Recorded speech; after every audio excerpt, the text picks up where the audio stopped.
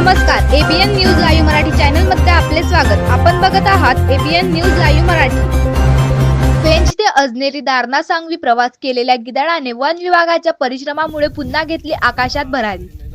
नाशिक जिल्हा ओझर येथे 11 डिसेंबर 2025 रोजी पेंच व्याघ्र प्रकल्प नागपूर येथून पाठीवर ट्रान्समीटर लावलेले तसेच पाय ट्रॅकिंग करून सोडलेले गिधाड नाशिक जवळ अजनेरी येथे 17 दिवसात 700 किलोमीटर प्रवास करून आले होते। अशक्तपणामुळे गिधाड निफाड तालुक्यातील दारणा सांगवी या गावात AREAS संस्थेच्या सहकार्याने वन विभागाने ताब्यात घेऊन वरिष्ठांच्या स्वाधीन केले। गिधाडाने केलेल्या 700 किलोमीटरच्या प्रवासामुळे त्याला आलेला थकवा व उपासमारीने त्याच्या पोटात विविध प्रकारच्या व्याधी निर्माण झाल्याने अशक्त झालेल्या गिधाडावर उपवनरक्षक सिद्धेश सावर्डेकर यांच्या मार्गदर्शनाखाली तब्बल 20 दिवस संस्थेचे पशुवैद्यकीय अधिकारी हेमराज सुकवाल यांच्या देखरेखमध्ये उपचार करण्यात आले।